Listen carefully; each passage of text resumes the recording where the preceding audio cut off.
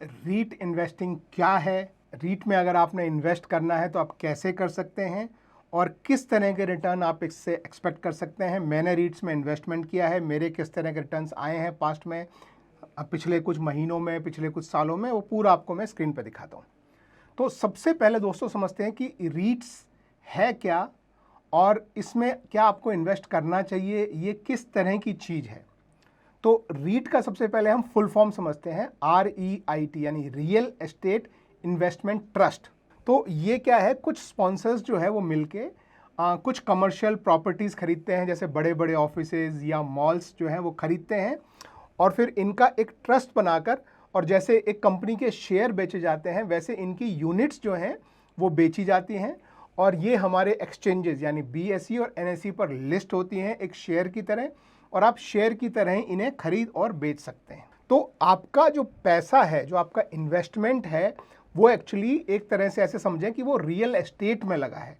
तो आप अगर रियल एस्टेट में इन्वेस्टमेंट करना चाहते हैं तो instead of going for direct investment, मान लीजिए आप कोई फ्लैट खरीद के रखना चाहते हैं, कोई शॉप खरीद के रखना चाहते हैं, कोई ऑफिस खरीद के रखना चाहते हैं कि उससे रेंट आता रहे, तो उसकी बजाय आप रीट्स में इन्वेस्ट कर सकते हैं। इसके दो मेजर बेनिफिट हैं जो मैं आपको समझाता हूँ। पहला तो ये कि अगर आपको कोई रियल एस्टेट में इन्वेस्टमेंट करना है तो आपको बड़े अमाउंट से शुरू करना पड़ेगा। 10 लाख, 20 लाख, 50 लाख, 1 करोड़ आपको शॉप लेनी है, ऑफिस लेना है, तो बड़ा इन्वेस्टमेंट चाहिए। रीट्स में आप बिल्कुल छोटे अमाउंट से शुरू कर सकते हैं, 300, 500, 1000, 2000, 10,000, लाख, ऊपर कोई लिमिट नहीं है जितना आप लगाना चाहें। पैसा आपका रियल एस्टेट में लग रहा है, यहाँ भी आपका पैसा रियल एस्टेट में लग रहा है। अब जब आप रियल एस्टेट खरीदते हैं तो आपको खरीदते में लगभग 5% से 7% की कॉस्ट आती है, बीच में एजेंट हैं तो उनकी भी एक्स्ट्रा फीस आ जाती है, स्टैम्प ड्यूटी, रजिस्ट्रेशन वगैरह वगैरह। फिर जब बेचने जाएंगे तो दूसरी पार्टी को ये सारी कॉस्ट आती है और ये कॉस्ट भी आप एक तरह से प्राइस में अज्यूम कर सकते हैं। फिर एजेंट आएगा, बेचने के लिए आपको बहुत सारे एजेंट्स को ढूंढना पड़ेगा, प्राइस ढूंढना पड़ेगा मार्केट में, किस प्राइस पे बिक जाए। तो ये सारी हेडेक्स जो हैं वो रियल एस्टेट में आती हैं। यहाँ पर बेचना और ख़रीदना बिल्कुल आसान है। एक्सचेंजेस पे NSE और BSE पे लिस्ट होता है, जैसे आप कोई भी शेयर खरीदते या बेचते हैं इमीडिएटली आप वैसे ही इंस्टेंटली आप खरीद सकते हैं, बेच सकते हैं। वहाँ पर जितना कॉस्ट एक शेयर को बेचने और ख़रीदने में लगता है, यहाँ पर भी सिर्फ उतना सा कॉस्ट लगता है। आपको वो 5% से 10% का स्टैम्प ड्यूटी, रजिस्ट्रेशन वगैरह नहीं लगता है। तो ये हो गया एक सिंपल बेसिक अंडरस्टैंडिंग कि रीट्स क्या है। रियल एस्टेट का अल्टरनेटिव है जहाँ पे आप कम पैसे से शुरू कर सकते हैं और आपको खरीदने और बेचने के लिए आपको बहुत लंबा इंतजार करने की ज़रूरत नहीं है, और टैक्सेशन में भी आपको ये बेनिफिट देता है क्योंकि ये एक तरह से इक्विटी इन्वेस्टमेंट माना जाता है। अब बात करते हैं कि इसमें इन्वेस्ट कैसे करना है। तो मैं आपको अपनी स्क्रीन पे लेके आता हूँ। देखिए इस समय भारत में 5 ये जो है, ये आपके सामने मैं थोड़ा सा इसको मैं बड़ा कर देता हूँ।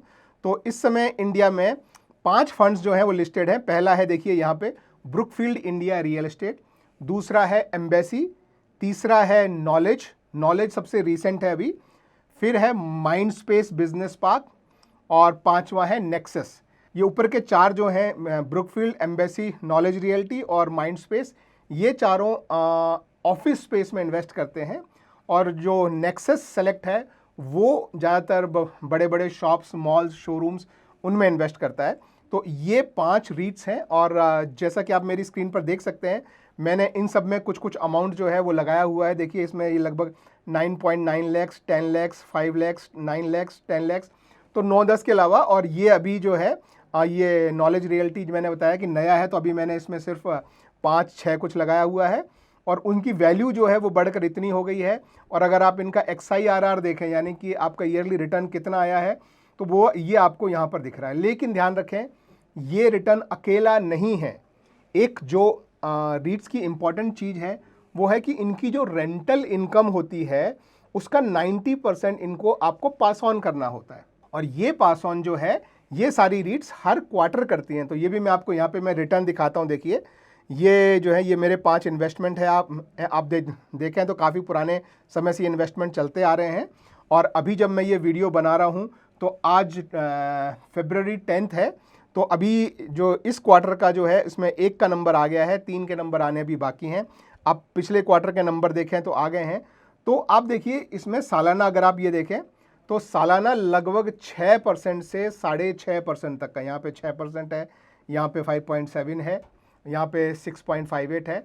तो साल का लगभग ये मान लीजिए कि 6% जो है वो आपको ये रेंटल पास ऑन के फॉर्म में देते हैं। और वो रेंटल पास ऑन जो है अलग अलग फॉर्म में आता है। देखिए यहाँ पे आप ये देखेंगे तो पेमेंट डेट है, फिर इसमें कुछ इंटरेस्ट कंपोनेंट होता है, कुछ इसमें डिविडेंड कंपोनेंट होता है, कुछ एसपीवी डेट रिपेमेंट होता है, कुछ अदर इनकम करके होता है। और ये सब ज्वाइन करके जो है वो आपको कितना अमाउंट यहाँ पे दे रहे हैं वो दिखता है, और उसको मैंने रिटर्न में परसेंटेज में बनाया है। तो साल का लगभग 6% ये आपको रेंटल इनकम में पास ऑन कर देते हैं। तो आप समझिए कहाँ पर आप ऐसा जो है इन्वेस्टमेंट खरीद सकते हैं। आप जैसे मान लीजिए आप कोई रेंट पे देने के लिए घर खरीदते हैं और फिर उसको रेंट पे देते हैं, तो साल का 2% या 3% आपको रेंटल आता है। उसमें से आपको म्यूनसिपैलिटी का टैक्स देना है, उसमें से आपको सोसाइटी मेंटेनेंस देने हैं, तो काफ़ी कम हो जाता है। यहाँ पे 6% आपको रिटर्न मिल रहा है in the form of rentals. और उसके ऊपर वो जो रेंटल के ऊपर जो प्रॉपर्टी अप्रिसिएशन का जो बेनिफिट है वो आपको यहाँ पर दिखाई दे रहा है। ये XIRRs हैं, यानी कि आपके ईयरली रिटर्न्स जो हैं वो कितने मिल रहे हैं। तो वहाँ पर आपको कैपिटल एप्रिसिएशन भी मिल रहा है और ये रेंटल भी मिल रहा है। इसमें इन्वेस्ट करने का सिंपल सा तरीका है, जो भी आपका ब्रोकर है, मैं यहाँ किसी ब्रोकर का नाम नहीं ले रहा हूँ, उसमें आपको जाके सिर्फ ये नाम सर्च करना है। जैसे यहाँ पे आप जो है हाँ इस तरह से अगर आप नाम सर्च करेंगे तो ये आ जाएगा, इसको आप ऐड करके बाय कर सकते हैं। मान लीजिए आप किसी दूसरे ब्रोकर के पास हैं तो यहाँ भी आप जो है वो इस तरीके से सर्च कर सकते हैं। देखिए ब्रुकफील्ड इंडिया, आप इस तरीके से ऐड करके और यहाँ पे ऐसे बाय कर सकते हो। तो जो भी आपका ब्रोकर हो, ज़ीरोधा हो, ग्रो हो, धन हो, पेटीएम मनी हो, कोई भी आपका ब्रोकर हो, सबके पास सिर्फ आपको ये 5 नाम पता होने चाहिए जो यहाँ पे मैं बता रहा हूँ: Brookfield, embassy, knowledge realty, Mindspace और नेक्सस ट्रस्ट। तो इन्वेस्टमेंट बहुत आसान है। रिटर्न आपने देख लिए हैं, मुझे जो मिले हैं, ये जरूर नहीं कि रिटर्न आगे फ्यूचर में भी मिले, लेकिन मुझे जो रिटर्न मिले हैं लगभग 6% वो रेंटल की फॉर्म में मुझे आ जाता है, और उसमें से काफ़ी बड़ा हिस्सा टैक्स फ्री होता है, ये भी ध्यान रखें। और यहाँ पे आप जो है XIRR इनका रिटर्न देखें तो ये रिटर्न आपके सामने, तो अच्छे रिटर्न दे रहे हैं और अच्छा कैपिटल एप्रिसिएशन है, अच्छा 6% के आसपास का जो है रेंटल पास ऑन है। तो मेरे हिसाब से it can be a good investment. तो मेरे पोर्टफोलियो का एक हिस्सा छोटा सा इसमें लगा हुआ है। अगर आप भी चाहें तो अपने फाइनेंशियल एडवाइज़र से बात करके देख सकते हैं।